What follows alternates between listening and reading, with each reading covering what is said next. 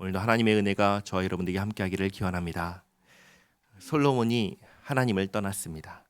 하나님께서 그동안 이스라엘을 지켜주시던 손길을 풀으셨습니다. 다윗 때부터 원한이 있었던 두 사람이 이스라엘을 대적하기 시작했습니다. 하나는 에돔의 하닷이고 다른 하나는 다메섹의 르손입니다. 이들은 솔로몬의 아버지 다윗 때의 원한이 생겼던 사람들입니다.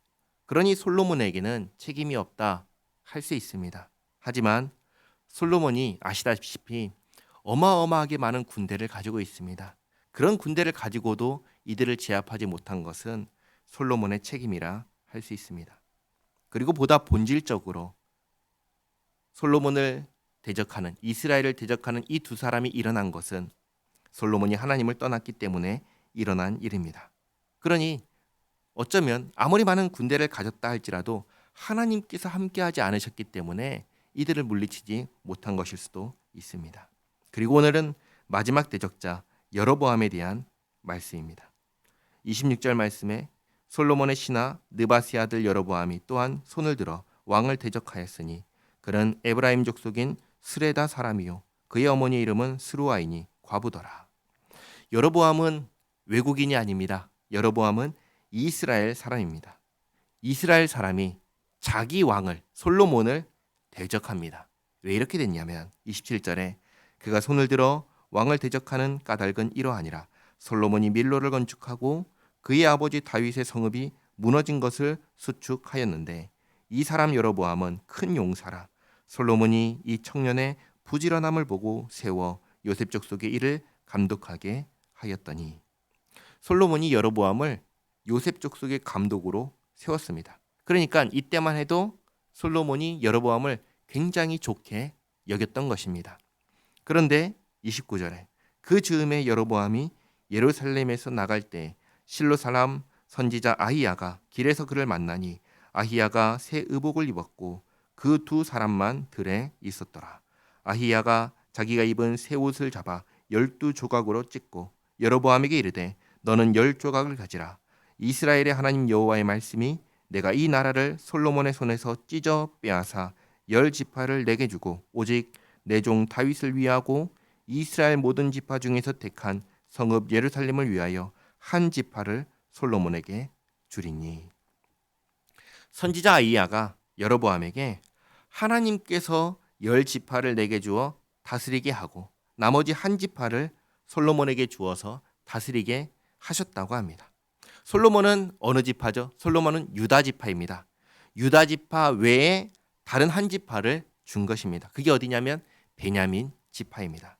하나님께서 이렇게 하신 이유를 설명합니다. 33절에 이는 그들이 나를 버리고 시돈 사람의 여신 아스다롯과 모압의 신 그모스와 암몬 자손의 신 밀곰을 경배하며 그의 아버지 다윗이 행함 같지 아니하여 내 길로 행하지 아니하며 나 보기에 정직한 일과 내 법도와 내 율례를 행하지 아니함이니라.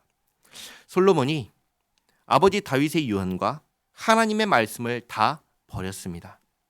다윗은 죽기 전에 솔로몬에게 하나님의 법도와 율례를 지켜 행하라. 그리하면 내가 형통하리라. 분명하게 얘기했습니다. 하나님께서도 두 번 기브온에서와 성전과 왕궁을 건축한 다음에 솔로몬에게 나타나셔서 내 율례와 법들을 지켜 행하라. 그 말씀을 하셨습니다. 그러나 솔로몬은 아버지 다윗의 유언도 버리고 하나님의 말씀도 버렸습니다. 지혜의 왕이 어리석은 길을 걸어간 것입니다. 34절에 그러나 내가 택한 내 종 다윗이 내 명령과 내 법도를 지켰으므로 내가 그를 위하여 솔로몬의 생전에는 온 나라를 그의 손에서 빼앗지 아니하고 주관하게 하려니와 내가 그의 아들의 손에서 나라를 빼앗아 그 10지파를 내게 줄 것이요 그의 아들에게는 내가 한 지파를 주어서 내가 거기에 내 이름을 두고자 하여 택한 성읍 예루살렘에서 내 종 다윗이 항상 내 앞에 등불을 가지고 있게 하리라. 그 다음 이제 37절부터가 정말 중요한 말씀입니다. 내가 너를 취하리니 너는 내 마음에 원하는 대로 다스려 이스라엘 위에 왕이 되되. 하나님께서 친히 여로보암을 북이스라엘의 왕으로 세우십니다. 하나님께서 왕으로 세우신 사람이 있습니다. 사울을 왕으로 세우셨고요. 다윗을 왕으로 세우셨습니다. 그리고 지금 여로보암을 왕으로 세우겠다고 하십니다.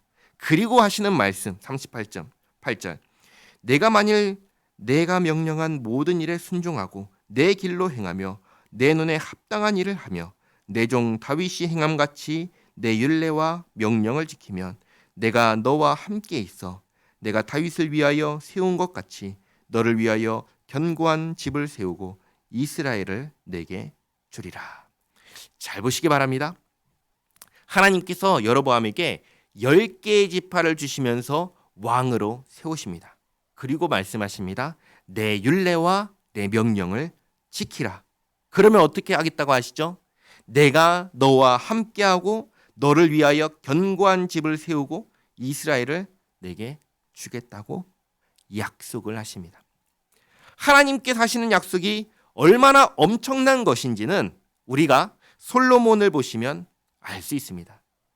하나님께서 솔로몬에게 부귀와 영광을 주겠다고 약속하시고 그리고 그 약속대로 부귀와 영광을 주셨을 때 온 세상의 부와 명예가 다 누구에게 집중됐죠? 솔로몬에게 집중됐습니다.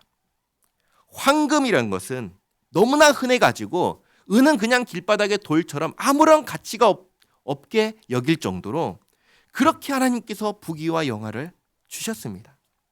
그러면 지금 여로보암에게 하시는 하나님의 약속은 어떤 것입니까? 그냥 이렇게 생각하면 됩니다. 내가 생각할 수 있는 그 이상으로 이 세상에서 가장 복된 사람이 되게 하겠다고 약속하신 거예요. 그리고 하나님은 그 약속을 반드시 지키시는 신실하신 하나님이십니다. 단 여로보암이 어떻게 할 때 이것을 주신다고 하시죠? 하나님의 율례와 명령을 지킬 때. 그런데 한 번 더 생각해 보시기 바랍니다. 하나님의 율례와 규례는 구체적으로 무엇을 말씀하십니까? 어떤 것을 하라고 요구하십니까? 하나님을 사랑하고 이웃을 사랑하라는 것입니다. 정의와 공의로 나라를 다스리라는 것입니다. 죄짓지 말라는 것입니다.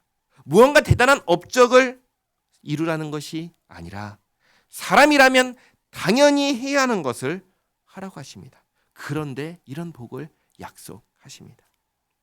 39절에 내가 이로 말미암아 다윗의 자손을 괴롭게 할 것이나 영원히 하지는 아니하리라 하셨느니라 한지라. 나라가 쪼개지니까 다윗의 자손이 괴롭지요. 그러나 영원히 하지는 않겠다. 이 말씀은 결국은 회복시킬 것을 말씀하신 것입니다. 자, 하나님께서 선지자를 통해서 이 말씀을 하시자 솔로몬이 어떻게 반응을 합니까? 40절에 이러므로 솔로몬이 여로보암을 죽이려 하매. 솔로몬이 이 소식을 들었을 때 어떻게 해야 합니까? 어떻게 해야 합니까?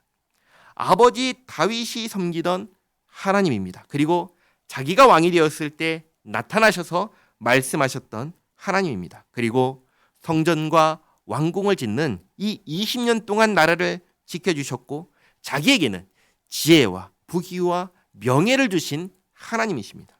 그 하나님께서 나의 나라를 빼앗아서 여로보암에게 주겠다고 하셨을 때 솔로몬이 바른 정신을 가졌다면 가슴을 치고 눈물을 흘리며 회개를 해야 합니다.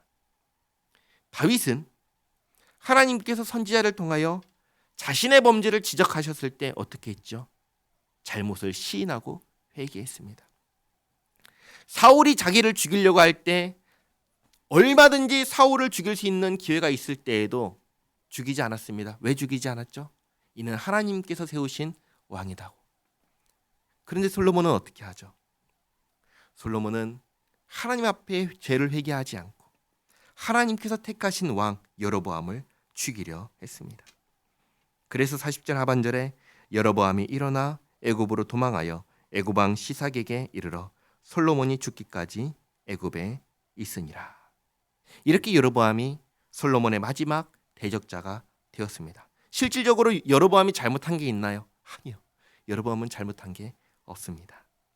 41절 솔로몬의 남은 사적과 그가 그의 행한 모든 일과 그의 지혜는 솔로몬의 실록에 기록되지 아니하였느냐? 솔로몬이 예루살렘에서 온 이스라엘을 다스린 날수가 40년이라. 솔로몬이 그의 조상들과 함께 잠에 그의 아버지 다윗의 성읍에 장사되고 그의 아들 르호보암이 대신하여 왕이 되니라. 아멘. 솔로몬을 우리는 지혜의 왕이라고 부릅니다. 그러나 지혜의 왕이 결국은 어리석은 길로 갔습니다. 왜냐하면 하나님을 떠났기 때문입니다. 지혜는 무엇입니까? 지혜는 하나님을 경외하는 것이 지혜입니다. 하나님을 두려워할 줄 아는 것이 지혜입니다. 하나님을 섬기는 것이 지혜입니다. 솔로몬이 하나님을 떠난 그 순간 지혜도 솔로몬을 떠난 것입니다. 지혜가 사라진 솔로몬의 길은 어리석을 수밖에 없습니다. 잊지 마시기 바랍니다. 지혜는 하나님을 경외하는 것이 지혜입니다. 하나님이 없으면, 하나님이 없는 인생은 아무것도 아닙니다. 이것을 잊지 마시기 바랍니다. 기도하겠습니다. 좋으신 하나님, 솔로몬은 하나님을 떠나 모든 것을 잃었습니다. 가장 지혜롭다 불리던 사람의 가장 비참한 최후를 보았습니다. 하나님을 떠난 인생, 하나님이 없는 인생이 얼마나 어리석고 비참한지 깨닫습니다. 그리고 이 모습이 우리의 모습인 것을 압니다. 예수님 안에서 구원하여 주신 은혜에 감사합니다. 예수님 안에서 우리와 함께하여 주신 은혜에 감사합니다. 지혜는 하나님을 두려워하는 것이고 지혜는 하나님께 순종하는 것입니다. 우리가 나와 함께 하시는 하나님을 두려워하는 마음을 잃지 않게 하옵시고 늘 하나님께 순종하며 하나님과 함께 살아가는 우리 모두가 되게 하옵소서. 이것이 참된 복인 줄 아오니 주님 우리와 함께하여 주시옵소서. 예수님의 이름으로 기도하옵나이다. 아멘.